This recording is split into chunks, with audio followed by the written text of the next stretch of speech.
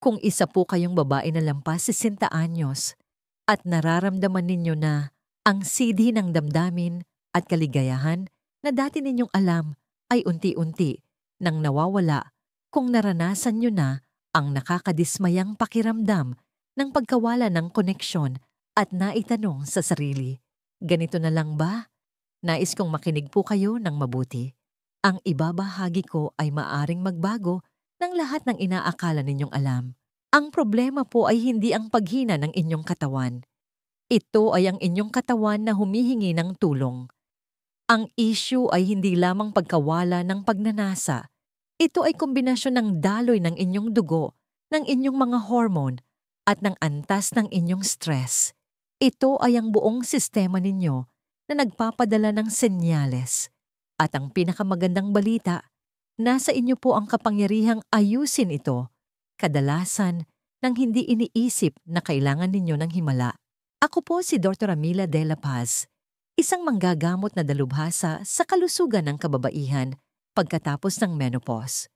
Sa loob ng mahigit 30 taon, nagkaroon ako ng pribilehiyong makatrabaho ang mga kababaihan mula sa iba't ibang larangan, mga guro mula sa Batangas, mga ina mula sa Cebu, mga alagad ng sining sa Baguio, mga lola, na tulad ninyo. Tinulungan ko silang maibalik ang isang bagay na napakahalaga, isang bagay na kinatatakutan nilang tuluyan nang nawala, ang kanilang kaligayahan, ang kanilang intimasiya, at ang kanilang kumpiyansa. Nakikita niyo po ang madalas na hindi nasasabi ay ang kalusugang sexual ay hindi lamang isang pisikal na bagay. Ito ay malalim na konektado sa inyong puso-isipan at sa ugnayan ninyo sa inyong kapareha. At heto ang nakapagpapasiglang bahagi, ang ilan sa mga pinakamabisang paraan upang muling pag-alabi ng apoy na yon ay nasa ilalim na ng inyong kontrol. Sa artikulong ito, gagabayan ko kayo sa mga nakatagong salik na maaring tahimik na sumasabotahe sa inyong pagnanasa at ipapakita sa inyo kung paano simulang baligtarin ang mga pagbabago sa natural na paraan. Matututunan ninyo ang tungkol sa 4 na tahimik na salarin na maaring umubos ng sigla ng isang babae at matutuklasan ang 5 hakbang na pang-araw-araw na plano na ibinibigay ko sa aking mga pasyente upang matulungan silang maibalik ang buo at masayang intimasiya. Manatili po kayo sa akin dahil ibabahagi ko rin ang simpleng pang-araw-araw na gawi na nakatulong sa isa sa aking mga pasyente, isang 62 taong gulang na babae na mula sa pag-iwas sa intimasiya dahil sa discomfort ay muling naramdaman ang pagiging sensual na buhay at konektado lahat ng walang mga invasive na pamamaraan. Bago tayo magpatuloy, kung nakikita ninyo ang halaga sa ating tatalakayin ngayon, maglaan po ng sandali para mag-subscribe at i-on ang notifications. Sa ganoong paraan, hindi ninyo kailanman mapapalampas ang mga praktikal na payo na idinisenyo upang tulungan kayong bawiin ang inyong kaligayahan, intimasiya at kumpiyansa pagkatapos ng 60. At para matulungan akong gawing mas mahusay ang komunidad na ito, paki-type ang WIN sa mga komento kung nakaka-relate kayo sa paksang ito, o 0 kung hindi, at ipaalam sa akin kung ano ang susunod na nais ninyong marinig.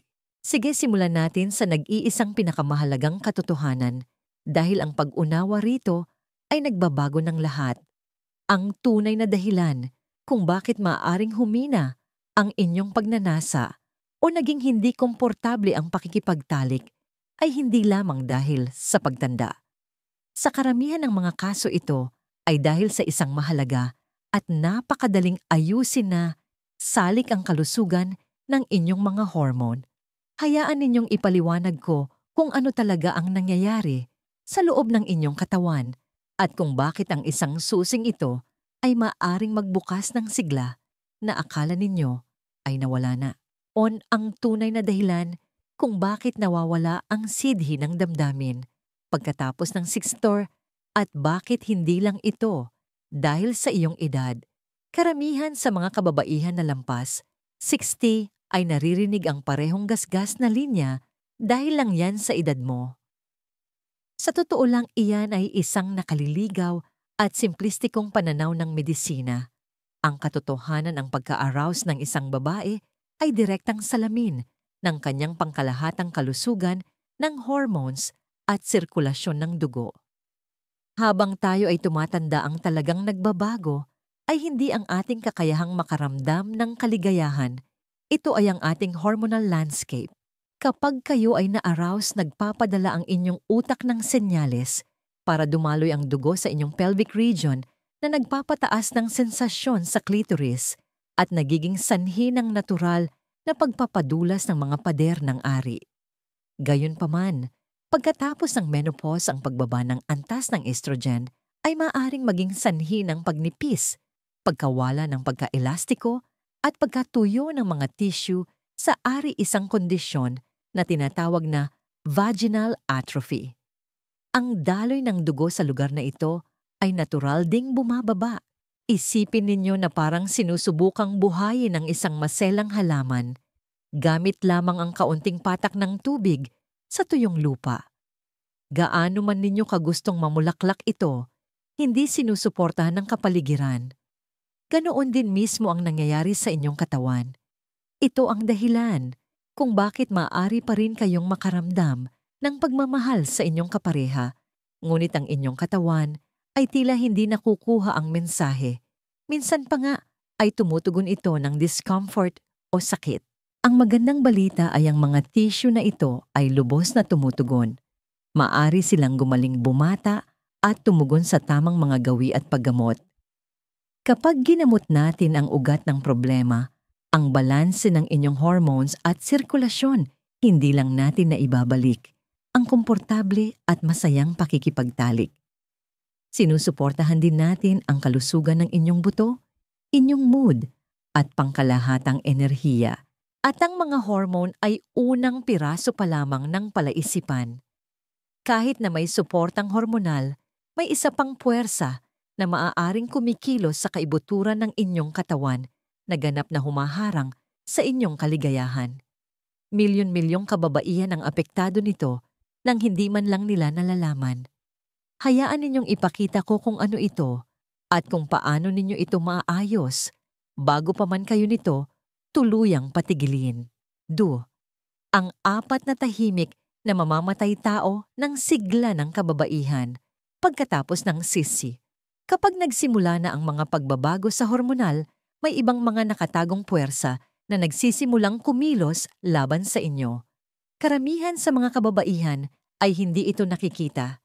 Ito ang 4 na tahimik na mamamatay tao na umuubos ng inyong enerhiya, binabawasan ang inyong kaligayahan, at dahan-dahang sinisira ang inyong kumpiyansa. Vaginal atrophy at mahinang daloy ng dugo. Katatalakay lang natin nito, ngunit ito ang pundasyon. Ang pagbaba ng estrogen ay nagdudulot ng maninipis at tuyong mga tissue at mas kaunting daloy ng dugo na nagiging sanhi ng pananakit habang nakikipagtalik dispareunia at manhid na sensasyon. Hindi balanseng hormones. Pagkatapos ng menopause, ang biglaang pagbagsak ng estrogen at progesterone ay maaaring durugin ang inyong libido. Maging ang pagbaba ng testosterone o isang mahalagang hormone din para sa mga babae ay maaaring magdulot ng mas kaunting pagnanasa, mas maraming pagkapagod at mas mabagal na pagtugon. Mahinang pelvic floor muscles. Ito ang isa sa mga binabaliwala ng karamihan sa mga kababaihan. Ang mga mahahalagang kalamnan na ito ay sumusuporta sa inyong pantog at matris, ngunit mahalaga rin sila para sa sexual function. Sila ay umuurong sa panahon ng orgasm at ang malakas na pelvic floor muscles ay konektado sa mas matinding kaligayahan. Kung sila ay hihina, ang sensasyon ay maaaring makabuluhang bumaba. Talamak na stress, chronic stress. Ito marahil ang pinakanakakaligtaang mamamatay tao sa lahat. Ang mataas na antas ng stress hormones, lalo na ang cortisol, ay aktibong sinasabotahe ang inyong mga arousal pathway, lumilikha ng pisikal na tensyon at inilalagay ang inyong katawan sa estado ng fight or flight o handang lumaban o tumakas, eksaktong kabaligtaran ng nakaka-relax na rest and digest. na estado na kailangan para sa intimasya. Karamihan sa mga kababaihan ay sinusubukang ayusin ang isa lamang sa mga problemang ito marahil gamit ang isang lubrikant. Ngunit kung hindi ninyo tutugunan ang lahat ng apat ng sabay-sabay, para lang kayong naglalagay ng patch sa isang butas sa halip na ayusin ang tubo. Ang tunay na kapangyarihan ay dumarating kapag naibalik ninyo ang balanse ng inyong hormones, sinanay muli ang inyong mga kalamnan, pinamahalaan ang inyong stress, at pinabuti ang inyong daloy ng dugo ng sabay-sabay. Maniwala man kayo o hindi, ang susunod na susi sa pagbubukas ng inyong buong potensyal ay hindi isang reseta. Nagsisimula ito sa kung ano ang nangyayari sa inyong isipan. Kapag naunawaan ninyo ang susunod na bahaging ito, lahat ay magsisimulang magbago. 3. Kalusugang emosyonal. Ang nawawalang koneksyon. Para sa maraming kababaihan na lampas 60, ang pakikibaka sa intimasya ay hindi nagsisimula sa katawan, nagsisimula ito sa isipan.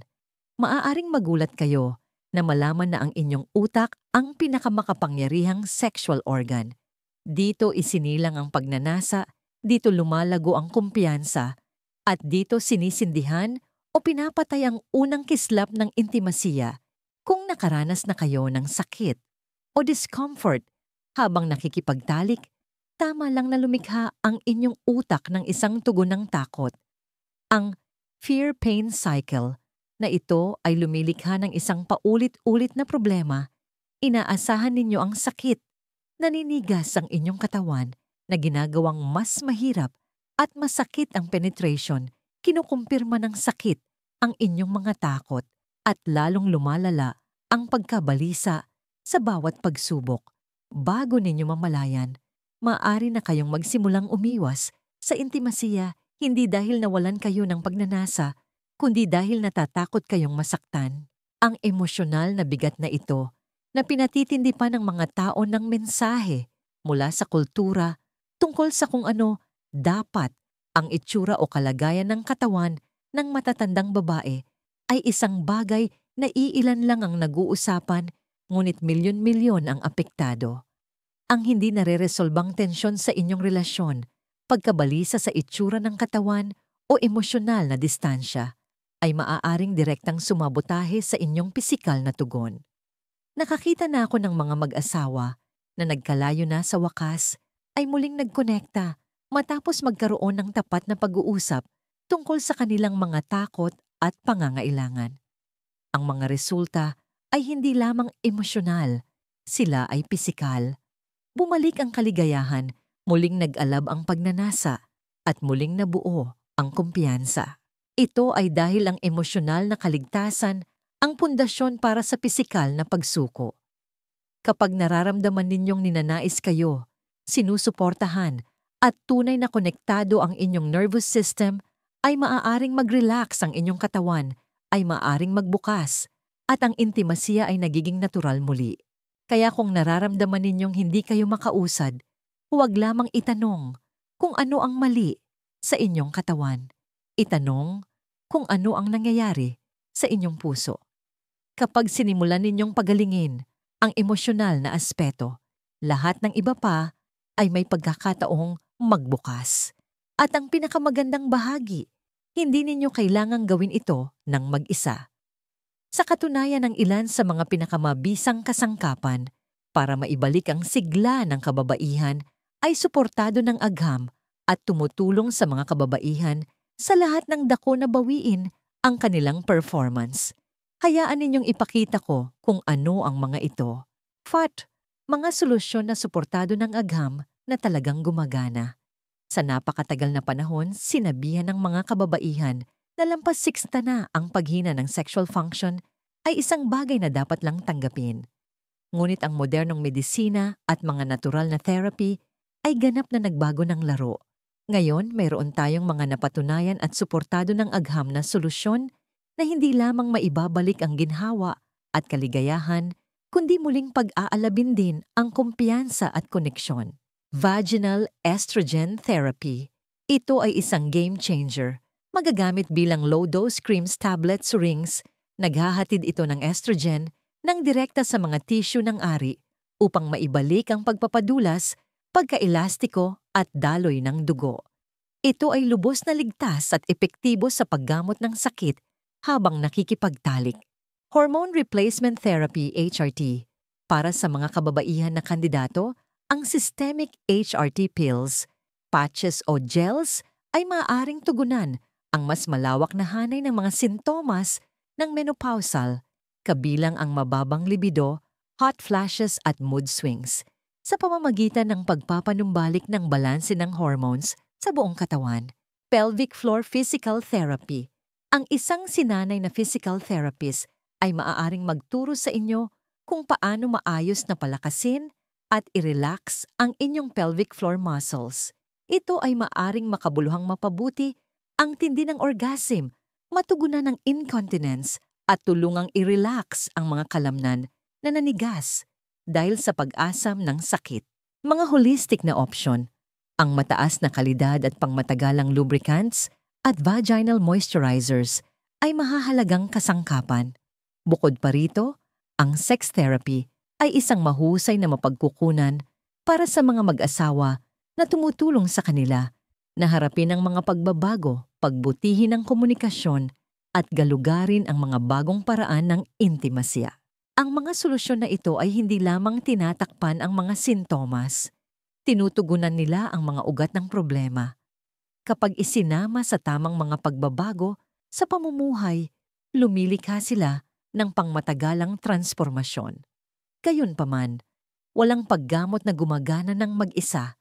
Ang inyong pang-araw-araw na gawi, kung paano kayo kumikilos, kumakain, natutulog, at namamahala sa stress, ang siyang tumutukoy kung ang mga kasangkapang ito ay tunay na magtatagumpay. Iyon ang dahilan kung bakit napakahalaga ng susunod na hakbang. Bibigyan ko kayo ng isang simple at napatunayang pang-araw-araw na plano na maaaring i-reset ang inyong katawan at muling pag-alabin ang inyong kaligayahan simula ngayon. SIV, ang inyong 5 hakbang na pang-araw-araw na plano ng pagpapanibago. Ang katotohanan po, walang gamot, cream o therapy ang lubos na makapagpapanumbalik ng inyong sigla kung ang inyong pang-araw-araw na gawi ay salungat dito. Iyon po ang dahilan kung bakit binibigyan ko ang bawat pasyente na lampas sa sinta ng isang simple ngunit makapangyarihang 5 hakbang na pang-araw-araw na plano. Ito ay isang sistema na idinisenyo upang tugunan ang mga ugat ng paghina ng sexual na kalusugan at bumuo ng pangmatagalang kalusugan mula sa loob palabas. Igalaw ang inyong katawan. Ang araw-araw na ehersisyo ay hindi po negosyable. Kahit 30 minuto lang ng mabilis na paglalakad ay nagpapataas ng daloy ng dugo sa buong pelvic region, nagbabalanse ng hormones at nagpapababa ng stress. Ang mga aktibidad tulad ng yoga at pilates ay partikular na mabuti para sa kamalayan sa core at pelvic floor. Sustansyahin ang inyong katawan. Ang inyong pagkain ay dapat gumagana para sa inyo, hindi laban sa inyo. Mag-focus sa mga pagkaing mayaman sa healthy fats, avocado, olive oil, mani na siyang mga sangkap sa pagbuo ng hormones at phytoestrogens, flax seeds, chickpeas o garbanzos. Manatiling well-hydrated dahil ang dehydration ay nakakaapekto sa lahat ng tissue ng katawan, kabilang ang mga nasa ari. Protektahan ang inyong pagtulog. Ang inyong katawan po ay nagre-regulate ng hormones at nag-aayos ng mga tissue habang mahimbing ang tulog. Ang mahinang kalidad ng tulog ay sumisira sa inyong libido, enerhiya at mood. Sikaping magkaroon ng 6 hanggang 8 oras ng mahimbing at walang patid na tulog gabi-gabi. Isang simpleng tip, panatilihing malamig, madilim at tahimik ang inyong silid tulugan. Pamahalaan ang inyong stress. Ang mataas na antas ng stress hormone na cortisol ay papatayin ang inyong sex drive at lilikha ng pisikal na tensyon. Maghanap ng isang gawain na epektibo para sa inyo. Maaaring ito ay deep breathing exercises, meditasyon, o kahit isang tahimik na tasa ng salabat sa hardin araw-araw. Alagaan ang emosyonal na pagkakalapit. Ang intimasya po ay nabubuhay sa koneksyon hindi lang sa pakikipagtalik. Mahalaga ang maliliit na kilos. Ang paghahawak kamay pagkakaroon ng makabuluhang pag-uusap o pag-explore ng paglalambingan na hindi nangangailangan ng penetration ay maaring bumuo ng emosyonal na kaligtasan na nagbibigay daan sa pisikal na kaligayahan. Kapag ang 5 hakbang na ito ay naging inyong pang-araw-araw na routine, lahat ay magsisimulang magbago. Mararamdaman ninyong mas buhay, mas may kontrol, at mas konektado sa inyong katawan at sa inyong kapareha. At ang pinakamagandang bahagi, hindi ninyo kailangang tahakin ang paglalakbay na ito ng walang gabay. Ang mga totoong kababaihan tulad ninyo ay naglakad na sa landas na ito at ang kanilang mga kwento ay maaaring magbigay sa inyo ng inspirasyon na hinihintay ninyo. Hayaan ninyong magbahagi ako ng ilan. Mga tunay na kwento ng mga tunay na babaeng tulad ninyo.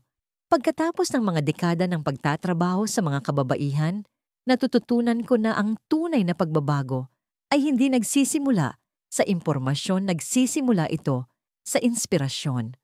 Walang mas makapangyarihan kaysa sa marinig ang mga kwento ng mga babaeng dating nawawala ng pag-asa tulad ng nararamdaman ninyo ngayon at pagkatapos ay binago ang kanilang buhay. Naaalala ko si Aling Susan, isang 67 taong gulang na retiradong librarian mula sa Quezon City na ilang taon nang hindi nakakatalik ang kanyang asawa dahil naging napakasakit na nito. Pakiramdam niya ay sira na siya at binibigo niya ang kanyang asawa. Nang simulan namin siya sa isang simpleng localized estrogen cream at nagsimula siyang mag-pelvic floor relaxation exercises, lahat ay nagsimulang magbago. Pumasok siya sa aking opisina na nakangiti at sinabing, "Dok, pakiramdam ko bumalik na ulit ako sa dati. Bumalik na ang saya." Nariyan din si Nanay Margaret, 72 na kwarto taon ng kasal. Mahal na mahal pa rin niya ang kanyang asawa, ngunit nawala na ang lahat ng pagnanasa. Pakiramdam niya ay manhid na siya. Natuklasan namin na napakababa ng kanyang antas ng testosterone at mataas ang kanyang stress. Inilagay namin siya sa isang plano, isang araw-araw na paglalakad, isang maliit na dosis ng HRT, at isang lingguhang date night kasama ang kanyang asawa na nakatuon lamang sa sensual na paglalambing ng walang pressure para sa higit pa. Sa loob ng 1 buwan bumalik ang kislap. Tumingin siya sa akin na may luha sa kanyang mga mata at sinabing, "Akala ko po tapos na ang bahaging iyon ng buhay ko." Pakiramdam ko ito ay isang magandang bagong simula. Hindi po ito mga pambihirang kaso. Sila ay mga pangkaraniwang kababaihan na gumawa ng desisyon, na gumawa ng isang maliit na hakbang at pagkatapos ay isa pa. Kaya ninyo rin. Dahil kapag tumigil kayo sa pagtatago sa problema at sinimula ng pagpapagaling ang inyong buhay, ay magsisimulang magbukas sa mga paraan na hindi ninyo inaasahan. Ngunit huwag lamang maniwala sa kanilang salita. Mahalagang maunawaan kung ano ang nakataya, kung iniisip ninyong baliwalain na lamang ang mga senyales na ito. Dahil ang mangyayari, kung wala kayong gagawin, ay maaaring ikagulat ninyo at hindi sa magandang paraan. Ano ang mangyayari? Kung wala kayong gagawin, madaling isantabi ang mga senyales. Pagkawala ng libido dito, kaunting discomfort doon, unti-unting paglayo sa pagitan ninyo ng inyong kapareha. Marahil ay sinasabi ninyo sa inyong sarili, "Bahagi lang ito ng pagtanda," o umaasa na aayos din ito. Ngunit heto ang katotohanang hindi napapansin ng karamihan sa mga kababaihan. Ang hindi pagkilos ay isang desisyon at ito ay isang desisyon na may tunay na mga kahihinatnan. Ang masakit na pakikipagtalik at vaginal atrophy ay kadalasang lumalala sa paglipas ng panahon. Kung walang paggamot, hindi gumagaling. Ang pisikal na discomfort ay maaaring humantong sa kumpletong pag-iwas sa intimasya na siyang nagdudulot ng lamat sa emosyonal na ugnayan sa isang relasyon. Sinusubukan ng inyong katawan na magpadala sa inyo ng isang kritikal na alerto na kailangan nito ng suporta. Ang pagbabaliwala rito ay hindi mag-aalis ng pangangailangan. Sa emosyonal na aspeto, ang hindi pagkilos ay unti-unting sinisira ang inyong kumpiyansa. Magsisimula kayong maramdaman na hindi na kayo gaanong babae iiwasan ang mga usapan tungkol sa intimasiya at magkukulong sa inyong sarili. Sa paglipas ng panahon, ang distansyang yon ay maaaring tumigas at maging kalungkutan kahit sa loob ng isang mapagmahal na pagsasama. Nakakita na ako ng matitibay na relasyon na nanlamig hindi dahil sa kakulangan ng pag-ibig, kundi dahil sa kakulangan ng pag-unawa at pagkabigong kumilos. At marahil ang pinakamasama sa lahat, kapag tinanggap ninyo ito bilang inyong bagong normal tahimik, ninyong isinusuko ang inyong kapangyarihan, ang kapangyarihang kontrolin, ang inyong kalusugan, pagalingin ang inyong katawan, at muling maramdamang ganap na buhay at sensual. Ngunit heto ang ganap na katotohanan, hindi pa po huli ang lahat. Kayo man ay 16 sa pintapas o 85, ang inyong katawan ay idinisenyo upang gumaling at may kakayahang tumugon kapag ibinigay ninyo ang kailangan nito. Habang mas matagal kayong naghihintay, mas maaaring maging mahirap ang paglalakbay, ngunit ito ay laging posible. Kung handa na kayong gawin ang unang tunay na hakbang, nais kong iwan sa inyo ang isang huling mensahe, isang katotohanan na nakita kong napatunayan ng paulit-ulit ng mga kababaihan na dating nasa inyong eksaktong kalagayan. Ang susunod na bahaging ito ay maaaring magbago ng pagtingin ninyo sa inyong sarili mula sa sandaling ito. 8. Hindi pa kayo tapos. Nagsisimula pa lamang kayo. Kung wala pa pong nagsasabi nito sa inyo, kamakailan hayaan ninyong ako ang mauna. Ang inyong pinakamagagandang taon ay hindi pa tapos. Wala akong pakialam kung kayo ay 60, 70 o 80. Ang inyong kaligayahan, ang inyong intimasya at ang inyong kumpiyansa ay hindi nawala. Naghihintay lamang sila na inyong bawiin. Nakakita na ako ng mga kababaihan na akala nila ay tapos na sila, mga kababaihan na pakiramdam ay invisible o sira na bumangon at naging mas masigla at buhay kaysa noong sila ay nasa kanilang 40s. Hindi ito nangailangan ng himala. Kinailangan nito ng kamalayan, isang serye ng maliliit at tuloy-tuloy na pagbabago at ang simpleng desisyon na huminto sa pagtanggap ng mas mababa kaysa sa nararapat sa kanila. Hindi po kayo isang makina na naluluma. Kayo ay isang buhay naghihilom at nagbabagong babae. Lahat ng kailangan ninyo upang umunlad ay nasa loob na ninyo. Kailangan lamang itong muling gisingin. Maging ito man ay pagpapanumbalik ng kalusugan ng inyong hormones, muling pagbuo ng inyong pelvic floor, pamamahala sa inyong stress, o muling pagkonekta sa emosyonal na antas sa taong mahal ninyo narito na ang mga kasangkapan. Malinaw ang landas. Ang tanging kulang na lang ay ang inyong desisyon na magsimula. Alam ko pong maaring nakakalula iyon. Alam kong maaring pagod na kayong sumubok ng mga bagay na hindi gumana. Ngunit pakiusap, huwag hayaang diktahan ng inyong nakaraan ang inyong hinaharap. Bawat araw na kayo ay gumigising ay isang bagong pagkakataon upang baligtarin ito. Ito ay isang pagkakataon na makaramdam ng kaligayahan, maramdamang nakikita, at maramdamang malalim at kamanghamanghang konektado muli. Hindi pa tapos ang inyong panahon. Nasa isang bagong kabanata. Kayo isang kabanata na maaaring maging mas mayaman, mas puno ng pagnanasa at mas kasiyasya kaysa sa inaasahan ninyo. Ngunit ito ay isang kabanata na kayo lamang ang makakapiling sumulat. Isang huling kaisipan mula kay Dr. Della Paz. Ang pagbawi sa inyong kaligayahan, intimasiya at kumpiyansa pagkatapos ng sinto ay hindi tungkol sa paghabol sa babaeng dati kayo. Ito ay tungkol sa ganap na pagpasok sa pagiging matalino, makapangyarihan at kumpletong babae na kayo ngayon. Ito ay tungkol sa pakikinig sa inyong katawan, paggalang sa inyong mga pangangailangan at pagtangging tanggapin ang katahimikan o kahihiyan bilang inyong kwento. May karapatan kayong makaramdam ng pagnanasa. May karapatan kayong makaramdam na konektado. Tiyak na may karapatan kayong maramdamang masiglang buhay sa inyong katawan, sa inyong puso, at sa inyong mga relasyon. Ang paglalakbay ay nagsisimula sa kamalayan, ngunit ito ay nagpapatuloy sa pagkilos. Ang maliliit na pang-araw-araw na pagpili kung paano kayo kumikilos, kumakain, humihinga, at nagmamahal ang siyang huhubog sa babaeng kahihinat na ninyo bukas. Heto ang pinakamahalagang aral sa buhay na maialok ko. Ang inyong kalusugan sa bawat kahulugan ng salita ay hindi isang destinasyon na inyong mararating, kundi isang pag-uusap na ginagawa ninyo sa inyong katawan araw-araw. Ngayon, maaaring humihingi ng tulong ang inyong katawan. Ang pinakamatapang na bagay na maaari ninyong gawin ay makinig at sagutin ang tawag. Hindi po kayo nag-iisa sa daang ito. Milyon-milyong kababaihan ang kasama ninyong naglalakad dito. Ang mga nakakahanap ng daan pabalik ay ang mga gumagawa ng una at maliit na hakbang patungo sa paggaling. Kaya tanungin ang inyong sarili, ano pong klaseng babae ang gusto ninyong kahinatnan mula sa sandaling ito?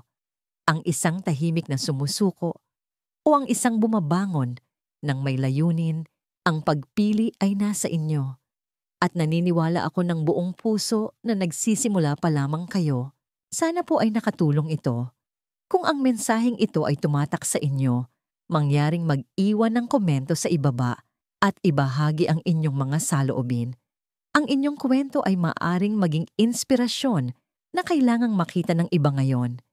Siguraduhing mag-subscribe para sa higit pang mga kaalaman sa pamumuhay ng inyong pinakamatatag na buhay pagkatapos ng 60 at paki-share po ito sa mga kaibigan o kamag-anak na maaaring kailanganing marinig ito.